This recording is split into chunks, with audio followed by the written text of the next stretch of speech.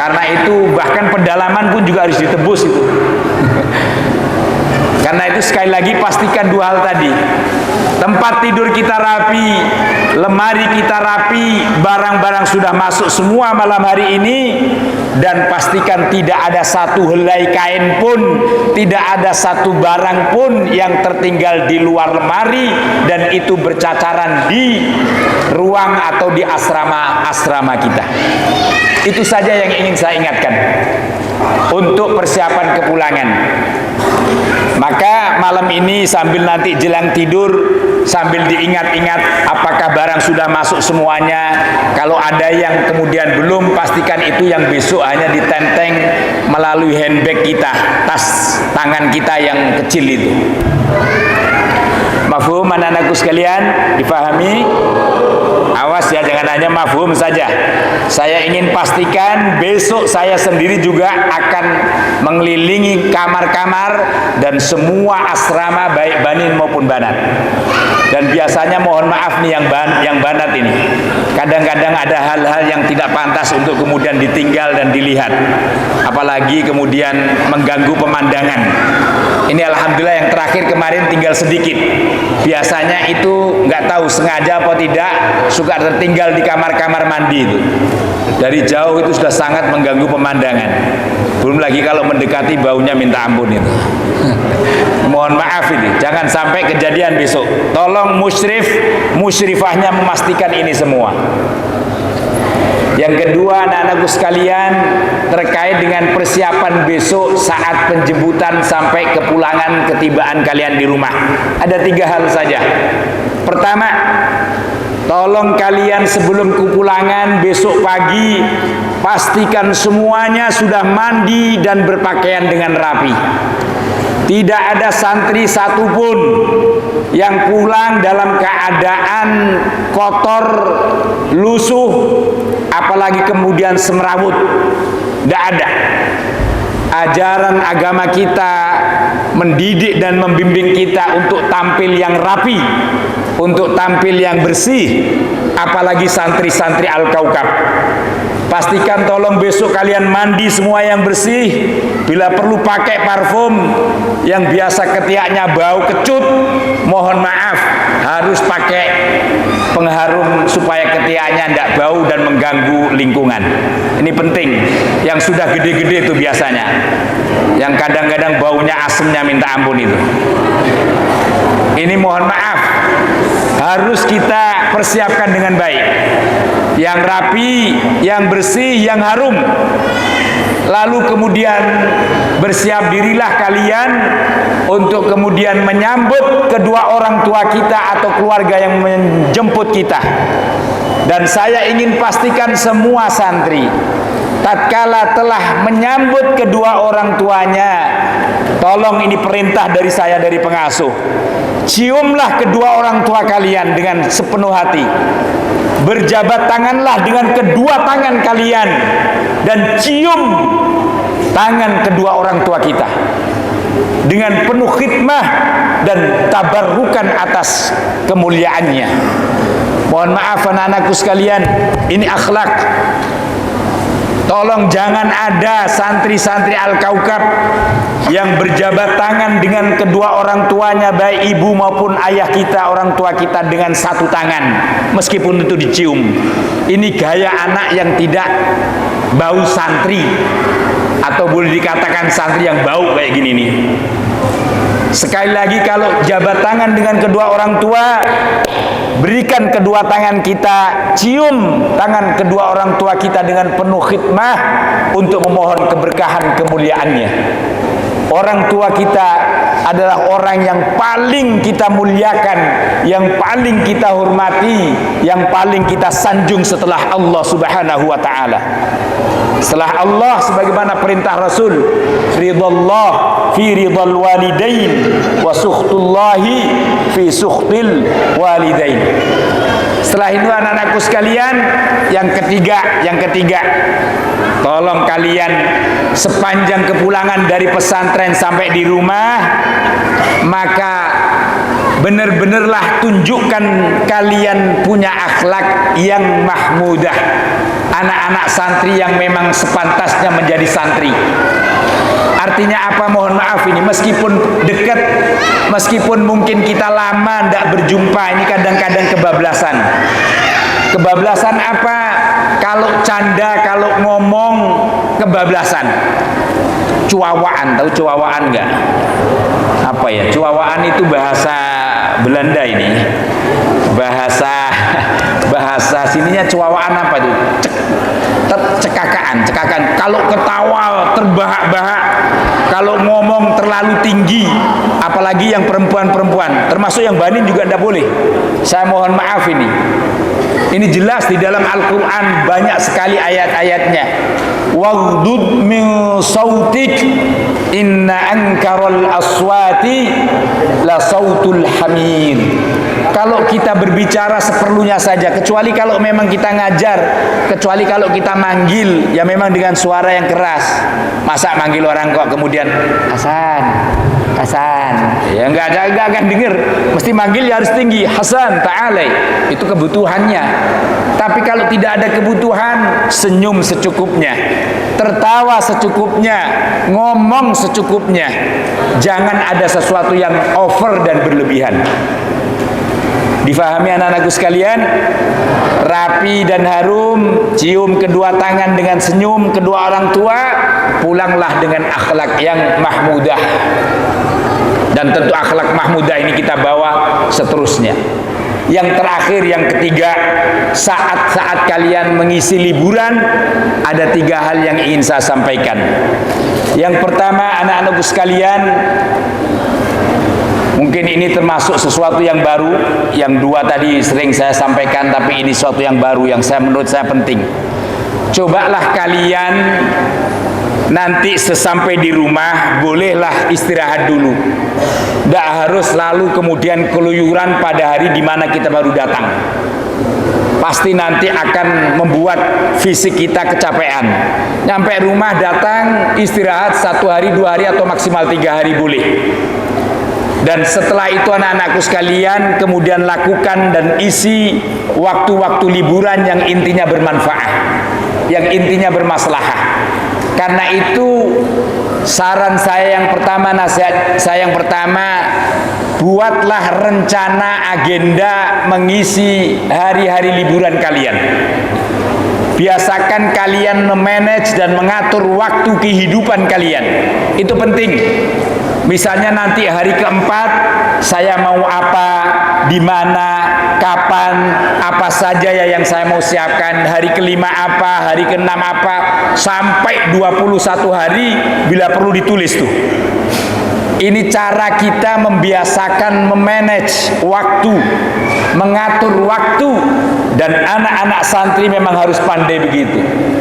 Orang yang insya Allah akan berhasil hidupnya, salah satu cirinya adalah orang yang pandai mengatur waktunya.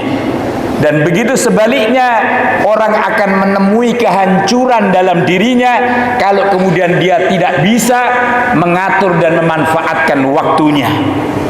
Karena itu saya ingin tekankan anak sekalian, buatlah rancangan dan agenda yang sekiranya itu kemudian menuntun kalian mengisi waktu-waktu liburan yang produktif, yang bermanfaat, yang bermaslahah. Ini yang pertama anak sekalian.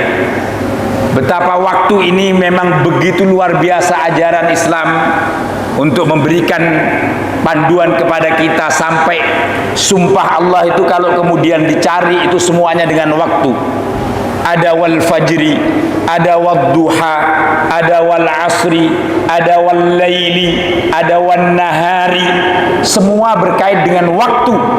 Betapa itu artinya Islam mengajarkan kita untuk amat sangat memperhatikan dan pandai-pandai mengatur waktu kita. Yang kedua sekalian, yang ingin saya sampaikan, tadi sempat disinggung sama Pak Ketua Yayasan Ustadz Siraj. Ini pun juga sesuatu yang boleh dikatakan pernah saya sampaikan, tapi lebih kepada spesifik. Isilah kehidupan liburan kita sepanjang hari-hari liburan dengan terus belajar. dengan terus belajar. Karena belajar itu hakikatnya tidak mengenal tempat dan tidak mengenal waktu. Dan belajar itu hakikatnya bukanlah sekedar sebatas kita di sekolah atau di madrasah atau di pesantren. Itu iya, belajar secara formal iya. Tapi belajar dalam maknaan yang luas, dan inilah orang-orang yang kemudian insya Allah menjadi orang-orang yang salih, orang-orang yang nafi, bahkan orang-orang yang minan najihin. Itu adalah orang yang mampu mengambil pelajaran dalam segala situasi kehidupannya. Karena itu anakku sekalian, belajarlah kalian di saat-saat liburan dengan segala situasi, kondisi, maupun dalam segala apa-apa peristiwa yang kita alami. Di rumah kita bisa belajar, di mall kita bisa belajar, di tempat-tempat wisata kita juga bisa belajar. Ketemu siapa, orang kecil kita bisa belajar, ketemu orang besar dan tua kita bisa belajar, ketemu orang alim, orang pintar kita bisa belajar, bahkan ketemu orang yang mungkin belum pintar kita pun bisa belajar. Orang yang beruntung hidupnya sesungguhnya adalah orang yang paling banyak bisa belajar dalam segala peristiwanya. Itulah yang disebut oleh Allah wa yadhkuruna fi khalqis samawati wal ard wa yatafakkaruna fi khalqis samawati wal ard. Ulul albab, orang yang cerdas di dalam pandangan Al-Quran, itu adalah orang yang mampu belajar apa yang ada dalam peristiwa di langit dan bumi ini. Segala sesuatu bisa mengundang ibrah dan sesuatu yang bermanfaat bagi dirinya. Anak-anakku sekalian, kalian di rumah tolong jangan jadi anak mama yang sok manja, sok kemayu. Tahu sok kemayu? Apa-apa mager, apa-apa males. Itu pertanda, mohon maaf, sesuatu yang menghancurkan masa depan kita. Kalau orang tua kita masak, bantulah masak mereka. Belajarlah masak dari orang tua kita. Orang tua kita bebersih rumah, bantulah dia ngepel, bantulah beliau-beliau itu kemudian menyapu, menyiram tanaman dan seterusnya. Apalagi yang banin. Banyak belajar dan kemudian banyak bertanya, banyak kemudian mengambil sesuatu yang manfaat. Jadi karenanya anak-anakku sekalian, sekali lagi ini saya ingin tekankan, tolong sepanjang waktu kita di mana ada agenda-agenda kita itu, jadikanlah segala peristiwa mengandung sesuatu yang memberikan proses pendewasaan ilmu maupun mental dan kepribadian diri kita semua. Yang ketiga, yang terakhir, dalam masa-masa liburan, saya ingin menekankan, tolong kalian, mohon maaf ini, dan ini bukan sekedar perintah untuk kemudian didengar, tetapi dijalankan. Mohon banyak-banyaklah kita berkumpul dan memanfaatkan waktu dengan keluarga kita. Ini penting anak-anak sekalian. Jangan habiskan kita melalui waktu-waktu kita jauh dari orang tua kita, jauh dari keluarga inti kita. Orang, mohon maaf yang saya maksud, dekat itu bukan hanya sekedar dekat fisik. Bisa jadi orang dekat fisik tapi jauh dari emosional dan jiwanya. Orang bisa jadi satu kamar, bisa jadi kita berdekatan tapi jauh chemistry, jiwa dan mentalitas kita. Kalau kemudian mohon maaf misalnya kadang-kadang nih penyakitnya kita, satu kamar, satu rumah, masing-masing semua pegang handphone, semua pegang gadget, lalu masing-masing yang sono main game, yang sini nonton berita, yang sono nonton TikTok, kemudian ngisi Facebooknya, dan itu dekat tetapi jauh sesungguhnya. Karena orang dekat itu harus ada proses komunikasi, di mana komunikasi inilah yang menyambungkan chemistry dan kejiwaan emosional kita. Saya ini mohon maaf, S3 saya termasuk adalah kajian komunikasi. Dan sesuatu yang paling penting dalam kehidupan manusia itu adalah komunikasi. Komunikasi itu adalah dua arah. Tidak ada yang namanya komunikasi itu satu arah atau satu orang. Karena itu sekali lagi anak-anakku sekalian, kalian bolehlah memanfaatkan handphone, gadget dan seterusnya. Tidak ada masalah, tapi batasi itu waktunya. Jangan ternina-bobokkan dengan gadget semata-mata. Ini benar-benar saya wasiatkan dan saya perintahkan. Boleh silahkan itu, kadang-kadang memang kita perlu melihat berita, kadang-kadang kita juga bete, butuh hiburan, main game sekejap, boleh. Tapi jangan lalu kemudian menghabiskan waktu untuk itu. Dan anak-anak santri, apalagi kalian, mohon maaf, punya kewajiban hafalan Al-Quran, punya kewajiban murojaah Al-Quran, punya kewajiban merawat hafalan-hafalan dan bacaan-bacaan Al-Quran.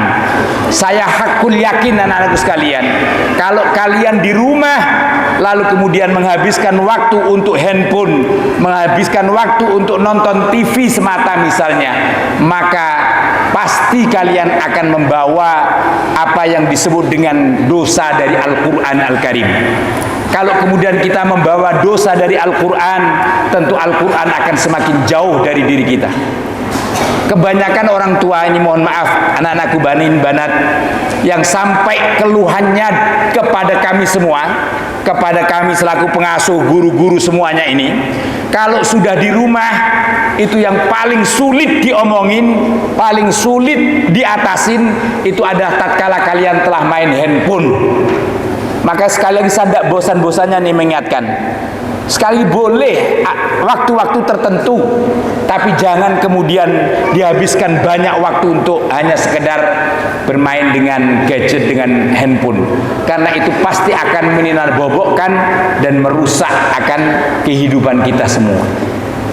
Sekali lagi anak-anakku sekalian, yang ketiga saya ingin tegaskan, semoga ini diingat, ambillah waktu untuk bersilaturahim dengan keluarga kalian, untuk diziarahi bibi, paman, mamang, apa namanya lagi, bule, pakde dan seterusnya, mbah, kakek, bahkan kalau ada uyut, sempatkan waktu untuk silaturahim.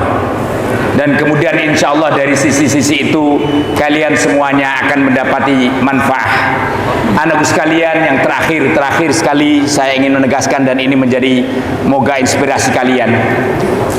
Lebih baik kita ini mempersiapkan diri untuk menghadapi kehidupan yang sulit, daripada kemudian kita mengangan-ngangankan kehidupan dengan serba kecukupan. Sekali lagi, lebih baik kita ini mempersiapkan diri untuk menghadapi kehidupan-kehidupan yang sulit, dibanding kalian mengangan-ngangankan diri untuk hidup dalam serba kecukupan. Orang-orang yang sukses itu diawali dari orang yang memang dalam himpitan dan zona yang tidak nyaman, sehingga kemudian mencerahkan dan kemudian membuat dia selalu eksis. Tadi saya katakan kita mempersiapkan diri menghadapi kehidupan sulit, itu berarti bukan kita mengharap sulit, tapi kalau sudah dipersiapkan lalu kita menghadapi sulit, kita sudah ada antisipasinya, begitu. Bisa difahami anak-anak sekalian. Sehingga kalau kemudian kita menghadapi sulit, kita tidak kaget. Tapi kalau menghadapi kemudahan, menghadapi anugerah, justru akan mengundang kesyukuran yang lebih besar. Dibanding kemudian anak-anak, mohon maaf, biasanya anak-anak manja, anak-anak mama, anak-anak yang kadang-kadang kurang memberikan kesiapan mental, juang kepada dirinya. Ini penting. Mental itu sangat penting anak-anakku sekalian. Sekali lagi, jangan jadi anak santri dengan mental yang cengeng. Jangan jadi anak santri mental manja, mental yang mengangan-angankan hidup serba kecukupan. Jangan. Itulah yang merusak kemudian apa yang menjadi motivasi dan semangat juang kita. Karena itu kalau kemudian kita ngangan-ngangan hidup serba enak, itu biasanya justru kebalikan. biasanya kita tidak berantisipasi untuk menyiapkan hidup yang sulit. Dan kalau nanti dikasih sulit, akhirnya ya gelabakan, akhirnya kemudian tidak bisa eksis. Sementara kalau dia dikasih kemudahan, biasanya tidak ada syukurnya, malah kemudian muncul keangkuhan dan kesombongannya. Karena itu anak-anakku sekalian, mohon maaf, dalam banyak pelajaran kehidupan biasanya hidup ini tilkal ayyamu nudawiluha bainan nas, ternyata betul. Biasanya banyak orang-orang dari anak-anak petani, anak-anak orang ojek dan seterusnya, orang-orang yang tidak berkecukupan hidupnya, justru anak-anaknya menjadi orang-orang hebat. Begitu sebaliknya, anak orang-orang kaya, anak orang-orang yang biasa memanjakan anak-anaknya, biasanya kemudian berputar. Anak atau tidak cucunya nanti berputar, dia kemudian berada di dalam bawah kehidupan. Nah, saya ingin menegaskan kalian semua, betapapun dan siapapun kita, anak siapapun kita, siapkan mental kita sebagai mental juang, sebagai mental santri, sebagai mental orang-orang yang memang insya Allah siap menghadapi segala situasi kehidupan dan keadaan kita di masa-masa depan. Anak-anakku sekalian, inilah yang dapat kami sampaikan di dalam nasihat kepulangan ini. Saya mohon maaf ini agak kepanjangan, saking merasa begitu cinta dan sayangnya saya kepada anak-anak santri Al-Kaukab ini. Jangan sampai kemudian di saat-saat liburan kalian terlibat tinana bobokkan dan kemudian hanyut di dalam liburan sama sekali, lupa atas tugas-tugas yang lain. Insya Allah apa yang saya sampaikan 2, 3 tadi bisa difahami semuanya dan diingat. 2 saat persiapan, 3 saat penjemputan sampai rumah, dan 3 saat-saat kita mengisi liburan. Tulis agenda kalian dengan baik, lalu kemudian belajarlah dari segala peristiwa kehidupan, dan yang ketiga, banyaklah kita berinteraksi, bermuamalah dan berkomunikasi dengan keluarga inti kita semuanya. Dumtum fil khairi wal afiyah war ridha wal inayah wa ma'at taufiqi wa ma'an najah. Selamat berliburan, semoga kalian selalu diberikan perlindungan oleh Allah dalam keadaan sehat wal afiyah. Sampaikan salam ta'zim kami pengasuh dan seluruh ustadz, asatidz, guru-guru kepada orang tua kalian dan kepada keluarga kalian semuanya. Sampai jumpa nanti tanggal 13 Juli yang akan datang, dan tidak ada yang mager, tidak ada yang kemudian tertinggal atau terlewat masa kembalinya ke pesantren semuanya. Wassalamualaikum warahmatullahi wabarakatuh.